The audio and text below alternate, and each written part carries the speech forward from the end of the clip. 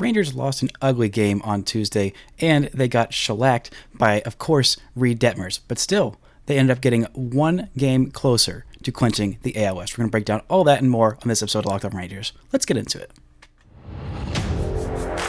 You are Locked On Rangers, your daily Texas Rangers podcast. Part of the Locked On Podcast Network, your team every day.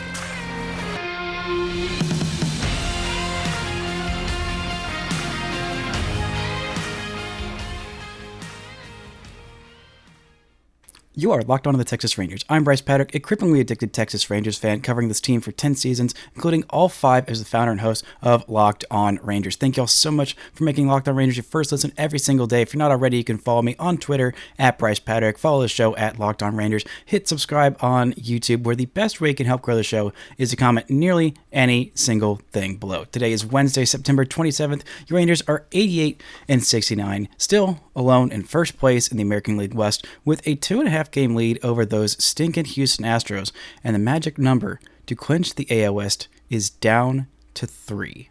Man, that sounds good to say, and it would have been nice if it went all the way down to 2, but alas, that is not what happened in this Tuesday night game. It was, again, the curse of Reed Detmers, who threw 7 innings of one-run ball against the Rangers, even though he walked 4, and the Rangers got 4 hits off him. It was just another frustrating night. I think Reed Detmers must have made some kind of deal or several deals with the devil that he would suck against almost every other team. And then when he faces the Rangers, he just turns into a Cy Young caliber pitcher. I don't know what it is. Hopefully the curse of Reed Detmers, he started that 8-game losing streak that the Rangers had, the longest losing streak of the season. It was not fun, very deeply unfun. Maybe it was 9 games. I think it was just 8. But anyway, Reed Detmers started off that losing streak. The Rangers can't lose another 8 straight because they don't have 8 games left. Hopefully they do not start a losing streak here, because that would be very, very, very bad, because the Rangers need to win at least one of these games now against Seattle. Hopefully it's just one. That's seeming like the goal. If the Rangers win tonight and the Mariners win tonight as well, and the Rangers win on Thursday, the first game of that series, and the Rangers will be AL West champs on Thursday night, and will be absolutely glorious. But who knows if that's going to happen? Who knows how things are going to play out? Thank you to the Mariners for knocking off the Astros last night in a weird and sloppy game where the Astros let a couple of runs score on errors for the Mariners. Just some really, really sloppy defensive play. And it was a sloppy game by the Rangers. The Rangers started off hot, a great start, a leadoff double by Marcus Semien, then a little bloop hit by Corey Seager, an infield hit, and Robbie Grossman grounds into a double play, does score the Rangers' first run. Then the Rangers give up 3 runs in the bottom of the first, and things just go off the rails from there. Not a great game from Cody Bradford. Did, I feel like, a good enough job to warrant a pat on the back, but then Chris Stratton comes in, and I feel like he has been absolutely horrendous at giving up stranding inherited runners, and he gave up several runs of his own. He got pitched 2/3 of an inning, allowed 4 hits, 3 runs, all of them earned, including a couple that were charged to Cody Bradford's ledger. Now, there was runners on second and third with no outs, so maybe those runners were going to score anyway, but it's just rough. The Rangers offense was doing absolutely nothing against Reed Detmers. After that first inning where they got a couple of hits, they got 2 more hits off of him the rest of the 6 innings that Detmers was in this game. Just incredibly frustrating. They did get another base runner, a few more base runners based on walks, and it felt like, since he was so erratic, that eventually the Rangers were going to get him out of this game early, rack up his pitch count, but that just was not the case, unfortunately. And Reed Detmers did also hit Corey Seager with a pitch in the wrist, a 92-mile-an-hour fastball, and it was real, honestly, terrifying moment, incredibly frustrating, because the Angels have literally nothing to play for, and hitting the best player in all of baseball that's healthy right now, or at least in the American League, is bad. And I said this on Twitter, and I stand by it, that any team that hits Corey Seager, an MVP caliber player, with a pitch at this point in the season that has nothing to play for, a team that has nothing to play for, just relegation, just absolutely annihilate, just death penalty of a franchise, just inexcusable, terrible. I know it wasn't intentional. I mean, there's no way he was trying to hurt Corey Seager. His command was just off all night, but it was a really scary moment. And it was a bruise on his right forearm. There's no fracture, no nothing. Corey Seager might need to take a day, but he says he wants to be in the lineup on Wednesday night and wants to be there every game. So hopefully we'll see him in there. He was taken out after the game was, basically completely out of reach because of Chris Stratton's blow up and Cody Bradford being unable to get outs in the 5th inning. But there were a lot of wholesale changes made. Marcus Semien came out of this game. Corey Seager came out of this game.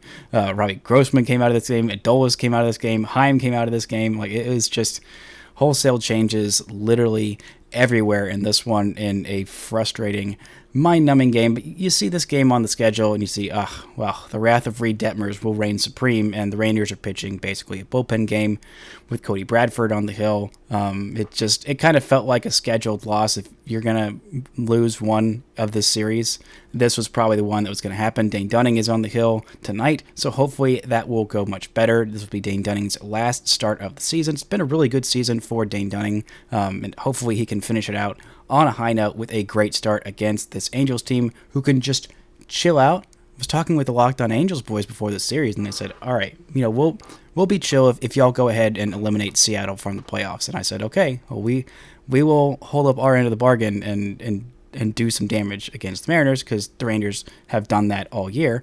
But this was a decidedly unchill game. I'm very disappointed in the Locked On Angels boys for not telling their team to just phone it in, telling Reed Detmers to hang a few over the middle. Like, that was decidedly unchill of this Angels team that has literally nothing to play for. But they did come back and say, hey, if y'all won out in this series and the Mariners, if they win tonight, it would have been a Rangers clinch in Anaheim. And we just don't want to see another team clinch the AL West on our home field, which I get. And out of respect for them, maybe the Rangers can just go ahead and clinch in Seattle. That would be very respectful of this Rangers team. The AL West is not locked up by any means, and a playoff spot is still not locked up. It'd be very unlikely for the Rangers to miss out on the playoffs at this point. But anything is possible in this wild AL West and wild AL wildcard picture. Just take care of business. Honestly, Rangers, please just take care of business. And I also was getting into some griping with people on Twitter about the lineup and lefty versus righties, and Evan Carter not being in there is the reason that this game got away. We'll talk about why that's not the case, why Robbie Grossman has definitely earned his playing time against lefties, and a little bit about this Rangers playoff rotation. But first, this word from our sponsors. This episode is brought to you by Nutrafol. Men think losing their hair is inevitable. Take control of your hair's future with Nutrafol's science-backed hair growth supplement for men. Nutrafol is the #1 dermatologist-recommended hair growth supplement, clinically shown to improve your hair growth, visible thickness, and visible scalp coverage. Nutrafol's hair growth supplements use physician-formulated, natural, science-backed ingredients. Their drug-free, patented technology provides consistent, reliable results without compromising your sexual health. Go to Nutrafol.com/men to take their hair health wellness quiz, identify causes of your thinning hair, and Nutrafol will give you a personalized plan for better hair health through whole body wellness. Take first steps to visibly thicker, healthier hair. For a limited time, Nutrafol is offering our listeners $10 off your first month subscription and free shipping when you go to Nutrafol.com/men and enter promo code LOCKEDONMLB. Find out why over 4,000 healthcare professionals recommend Nutrafol for healthier hair.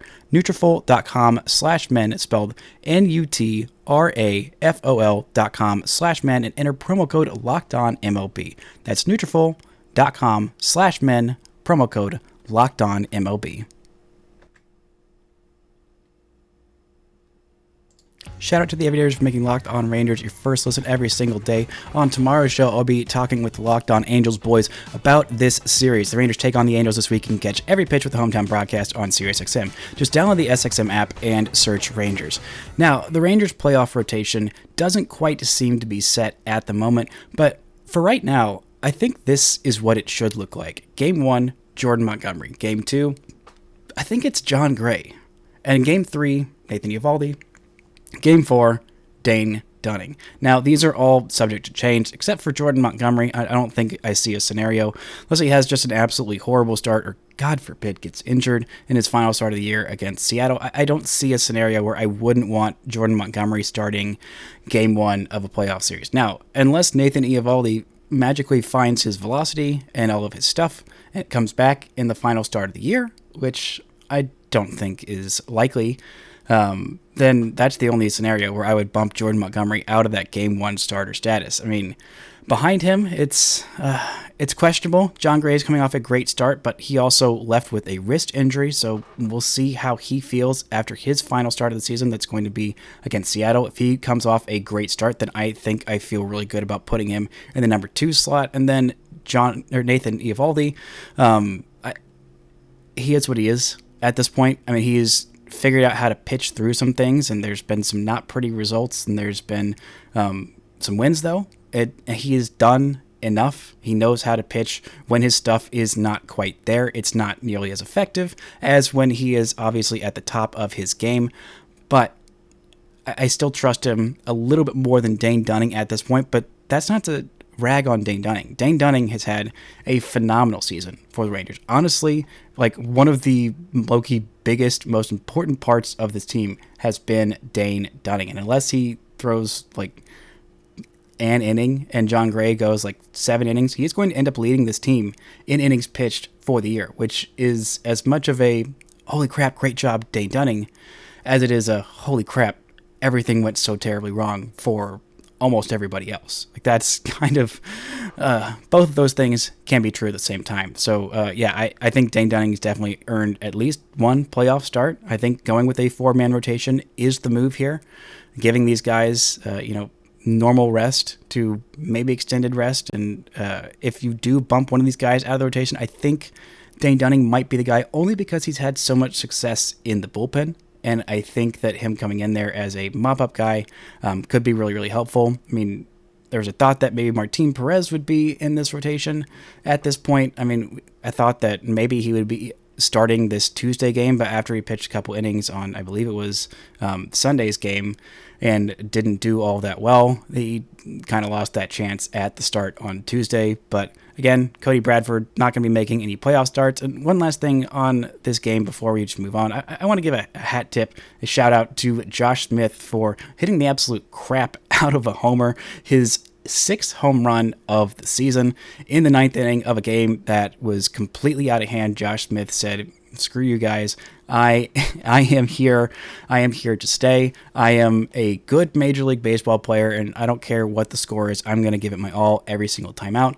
That is why I love Josh Smith. That is why he is a perfect bench bat for any team. And I am really glad that he is on the Rangers and going to be there for many years to come. But there's something I touched on that I forgot to circle back to at the beginning of this segment, but it was about lefties and Robbie Grossman, and some frustration and an argument I was having with somebody on Twitter about, Robbie Grossman should never have been in there, because he left a little fly ball fall. That's why this game got completely out of hand. There's no reason why Robbie Grossman should be starting over Evan Carter, because you just always have to play whoever's best defensively at all times. And I really push back on that, because, how many plays are actually going to left field in a game?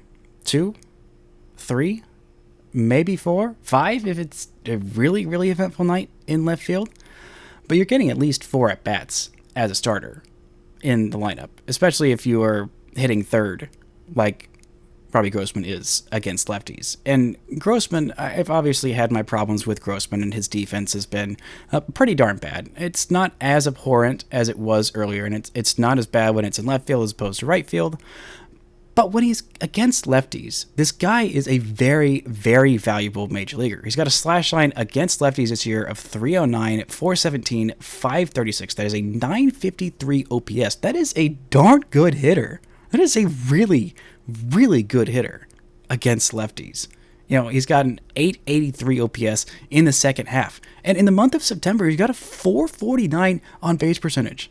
449. He's been a very, very valuable bat in this Rangers lineup. It's unfortunate that he had a couple of strikeouts, or a strikeout and a ground into a double play in this one. That kind of negated my point. But Evan Carter has been fantastic. I love Evan Carter. I think he's going to be a very great major leaguer. But against lefties right now, against Major League lefties, it is just not a super fair matchup. Evan Carter, in his brief big league career, is 0 for 7 with 4 strikeouts and 1 walk against lefties in the big leagues. In the minors this year, it was also not super great. He had a 621 OPS versus lefties, as opposed to a 949 OPS against righties. Last year, it was also pretty jarring splits, not as bad as this year. 749 OPS versus lefties and 925 against righties. In 2021, in a much smaller sample size, he played like 30 games that year. He had a 1,033 OPS versus lefties. That's 51 plate appearances, and a 720 OPS versus righties. That was 95 plate appearances, so not a whole lot of data that you can really extrapolate. He's a good hitter. He's a smart hitter. He's going to have quality at-bats. He's going to play pretty good defense. It's going to be much better than Robbie Grossman's, but Robbie Grossman deserves to hit against lefties. Should not be a question, and I like having Robbie Grossman in this lineup against lefties, despite the defensive limitations, because the Rangers are so quick to pull him out of the lineup once there is a righty on the mound and put Evan Carter in there in left field. That's one of the things I love about this lineup versus righties, is when you've got Evan Carter out there in left field and Leody in center and Adolis in right and the usual infield and Jonah Heim at catcher, you don't have to make any defensive substitutions late in the game. You've just got your best bats out there that are also your best gloves. That is a huge, huge plus for any team to have. And to be able to save those bench bats for if you need a late at bat against lefty, and then have another defensive replacement to come on there in left field or what have you, wherever you need them to be. So, the Robbie Grossman slander for his defense and against righties is definitely warranted. But in the right situation, it is definitely a good place to be. And, circling back to that playoff rotation, just dreaming for a second that this team was fully healthy. This is what their playoff rotation would look like. Jacob deGrom, Max Scherzer, Nathan Eovaldi, Jordan Montgomery. That would be the best playoff rotation in baseball. But alas, that's not where we are. That is not how the season shook out. Because if the season shook out like that and Jacob deGrom was fully healthy, then I don't know if the Rangers would have traded for 2 starting pitchers, especially one of Max Scherzer and Jordan Montgomery's caliber. They probably would have traded for a bazillion relievers anyway. But man, that would have been really nice to see Jacob deGrom be able to get healthy for this playoff run and start game 1 of a playoff series. I think eventually he will start a playoff game for the Rangers, maybe next year, maybe the year after that. But I am really looking forward to seeing him and Max Scherzer back on the mound wearing a Texas Rangers uniform. Coming up, we're going to look at a hypothetical question about the Rangers' theoretical holes in left field and DH next year, what they should do to fix them, and a little bit of personal news from myself. But first, let's word from our sponsors. This episode is brought to you by Jase Medical. Modern medical care and treatment are important, but our global supply chains are fragile. Things like pandemics, natural disasters, and foreign travel may cut you off from the treatment you need. Jase Medical is your solution. Just fill out their online form, and one of Jase Medical's board-certified physicians will review it to determine whether medications are safe and appropriate. Then, Jase will send your prescriptions to one of their partner pharmacies, where your order will be filled and mailed directly to your home. You can also send your physician a message for answers to treatment-related questions at any time. Everyone should be empowered to care for themselves and their loved ones during the unexpected. That's why Jase Medical offers the Jase case. Save more than $360 by getting these life-saving antibiotics with Jase Medical, plus an additional $20 off using code LOCKEDON at checkout on jasemedical.com. That's JASE medical.com. Shout out to the Aviators for making Locked On Raiders your first listen every single day. On Friday's show, I'll either be doing a crossover with the Locked On Mariners boys, or I'll be talking about a Texas Rangers AL West clinch. Doesn't that sound good? The Rangers take on the Angels this week and catch every pitch with the Hometown broadcast on SiriusXM. Just download the SXM app and search Rangers. Now, last night, the Mariners beat the Astros in a thrilling, more thrilling than it probably needed to be, game where they pitched their 2 best relievers. Andres Munoz also pitched, I believe it was Munoz that pitched, or maybe it was Matt Brash that pitched multiple innings, which is very, very nice for the Rangers. Honestly, what the Rangers are hoping for, more than just the Mariners to win 2 out of 3, was for the Mariners to throw a lot of their high leverage arms so that they will be tired and cannot pitch in the games against the Rangers. That would be very, very nice. They're also hoping that for the Astros. So whoever they play, when they play the Diamondbacks this weekend, hopefully the Astros will lose some more games. That is the goal always, is for the Astros to lose more games. But by beating the Astros, the Mariners made the Rangers' magic number to clinch the AL West down to 3. The Astros are 2.5 games behind the Rangers. Their magic number then be eliminated from the AL West is 3. The Mariners are 3 games behind. Their magic number is also 3. So if the Rangers had won last night, their magic number would have been 2. Then with a win tonight and an Astros loss, that would have dropped the Astros' magic number in the AL West down to 0. But the Mariners' magic number would be at 1 because the Mariners would be 4 games behind the Rangers, and the Rangers would be 4 games ahead of them with a 4-game series head-to-head. But the Rangers have already clinched the tiebreaker, so even if the Mariners swept the Rangers for that 4-game series, or mopped them, I should say, if the Rangers and Mariners finish tied, the Mariners have already lost that tiebreaker to the Rangers because the Rangers won those 3 games. Actually, they did it after winning the first 2 in last weekend's series against them in Arlington. Does that make plenty of sense, or is that clear as mud? Because that is how wild this wild card situation is, and it's hopefully going to be pretty sorted out by Friday. Hopefully we wake up on Friday and the Texas Rangers are AL West champions, or maybe it'll be after Friday night's game. We'll have to wait till Saturday.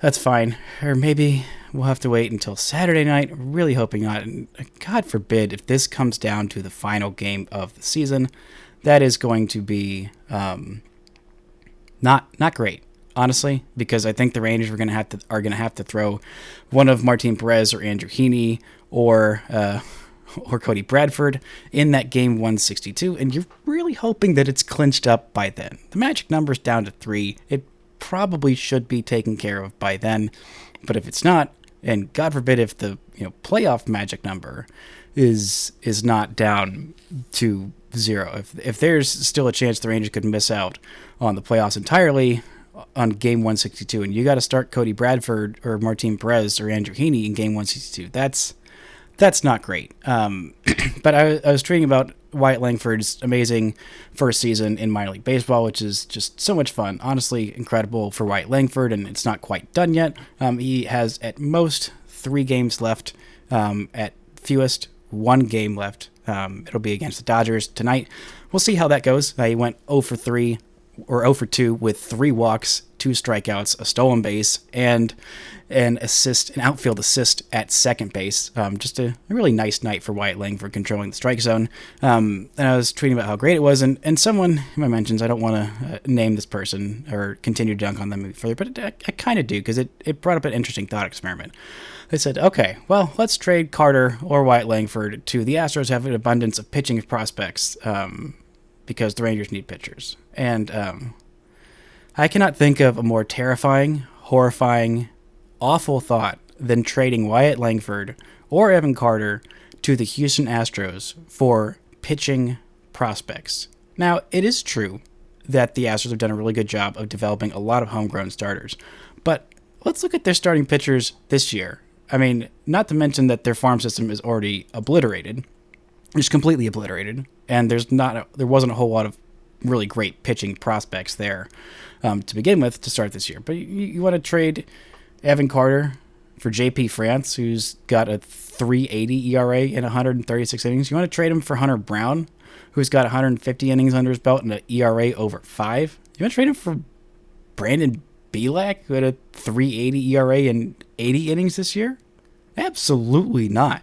Absolutely freaking not. There is not a single pitcher on the Astros who I would consider trading either of those players for. There's not a single player in the Astros organization that I would consider trading either of these players for. Just absolutely hell to the no. Hell, the hellest to the no. To trading them to anywhere in the AL West outside of no, even with the Mariners' abundance of pitching talents, I don't think that I could live with trading Evan Carter or Wyatt Langford to anywhere in the division. I mean, the only players that I consider trading Evan Carter for are like George Kirby and Sandy Alcantara. Like that's the level of trade value he has right now. And for Wyatt Langford, the only player in baseball I would even consider trading him for is Yuri Perez, who is absolutely phenomenal, jaw-dropping, unbelievably good pitcher at just 21 years old as a rookie. And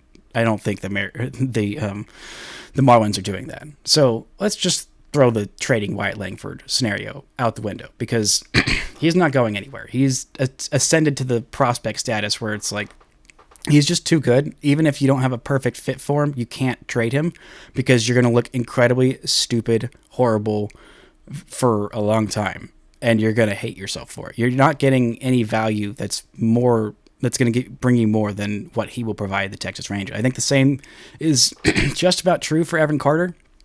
Obviously, he's got his struggles with lefties. He's had quite a few strikeouts at the major league level. Kind of want to cut that down. He's not an elite defensive center fielder, quite like Leody Taveras is. But still, I don't think you're trading either of those guys, and I don't really want to trade Leody Taveras at this point. He's at a 2.8 baseball reference for season. Remember back in the spring where a lot of people, even myself, were considering trading Evan Carter for Brian Reynolds? Well, Brian Reynolds this year, he's had a fine season. He's got an 804 OPS. He's had a 2.6 baseball reference for season in 141 games. Now, Evan Carter, in 18 games, has a 1.3 baseball reference for.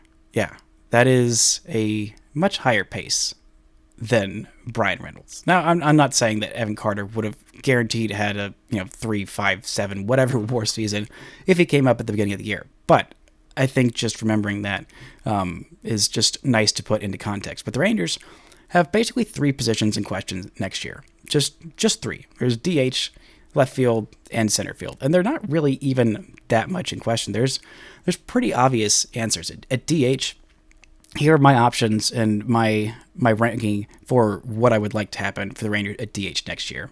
Number 1, Shohei Ohtani. Obviously, if you can get Shohei Ohtani, you do that. And you don't worry about what it means for, is Wyatt Langford going to get enough at-bats? Is Mitch Garver coming? You don't worry about that at all, because you've got the best player in maybe the history of baseball, probably the history of baseball, as your DH.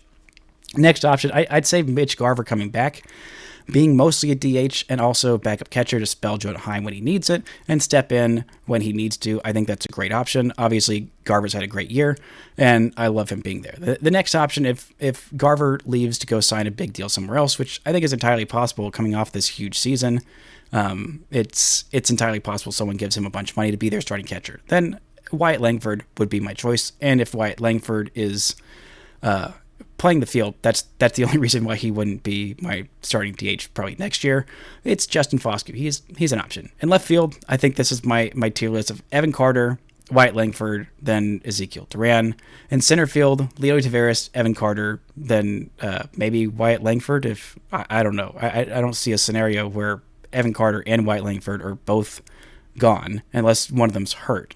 Then that's really the only scenario where I put Wyatt Langford in center field. He's got the speed to do it. It wouldn't be pretty. His routes aren't super pretty yet. I think he'll be a fine defensive outfielder eventually. But just, I think that's about where I land. I think Ezekiel Duran is going to be probably the first one on the trading block. I think he might have a little bit higher trade value than Leody Taveras at this point, but Leody, I'm not rushing off to trade either of them, because we saw how valuable Ezekiel Duran was when Corey Seager went down with injury. He was phenomenal. He was a huge part of the reason why the Rangers did not lose a step, maybe even got a little bit better when that was the case. And he's had some really hot months, and he's cooled off significantly down the stretch. And his defense at third and left is a work in progress, but he can still do it. Like he can still do it. But being a super duper utility player, it is hard on a guy to get great at any position. I think he's really good defensively at shortstop and at second base, and I think that another team would be very willing to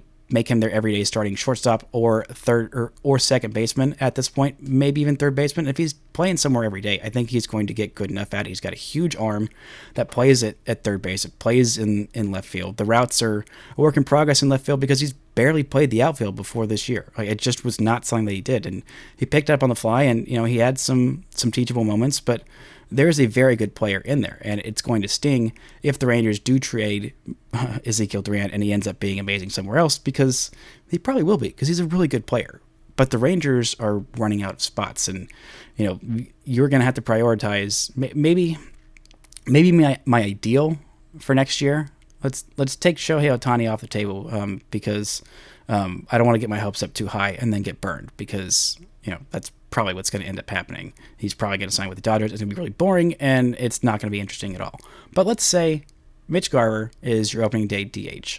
And then in left field, you have Wyatt Langford as your opening day left fielder. And then in center field, you're doing platoon splits with Evan Carter in center against righties, and then Leody Taveras in center against lefties. I think that is a really, really great outfield. And for some people talking about trading Adolis Garcia, I just don't see it. Like, he's got 3 years left under contract. He is a 2-time All-Star. He is a proven veteran at this point, a proven commodity. And while I love Evan and Wyatt Langford and Leody Taveras, they are still very young, and they could take a step back. They could, Evan Carter, he's got an 1100 OPS.